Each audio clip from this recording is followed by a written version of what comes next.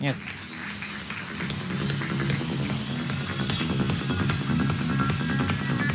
We talked about the Lederman hypothesis, which is basically oriented towards production and markets. There are two other approaches. One of them is called the problem-directed, and the other is direct intervention. Now, problem-directed is basically to ask ourselves, what's the biggest effect of unhealthy alcohol consumption on society, on individuals, on groups?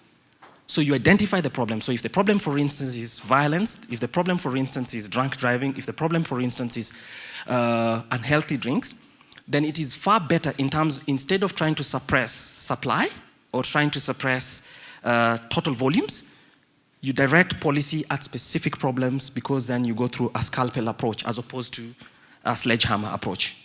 Sledgehammer and scalpel are my own words. So, and direct intervention, again, is direct intervention would be, ask yourself, so what are we thinking is the biggest risk? And if the biggest risk is youth or underage people being exposed to this, then you solve that problem directly, as opposed to thinking that volumetric suppression on its own will necessarily go there.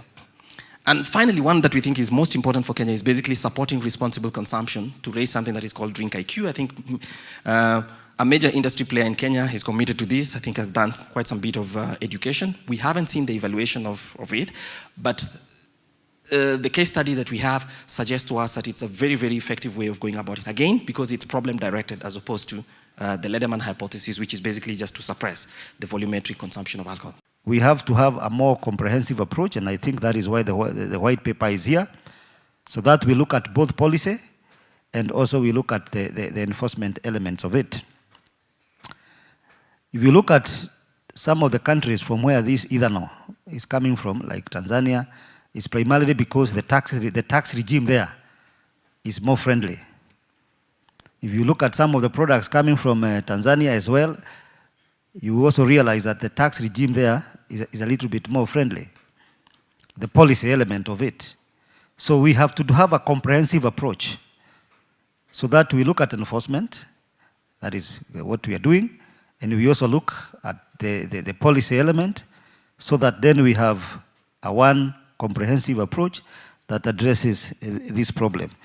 The government envisages and it targets to grow manufacturing from the current 9% or thereabout to 15%, to 15%, yes, by the year 2022.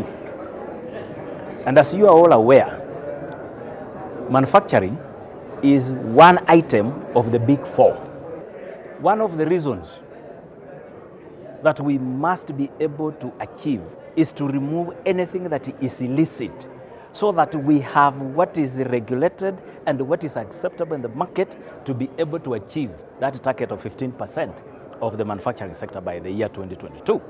So much as we may be talking about alcohol, which is basically the issue of the summit, illicit alcohol, but it is a cross-section of all range of items in the marketplace that we focus and say we are not going to allow anything illicit in this country, so that we grow our own manufacturing.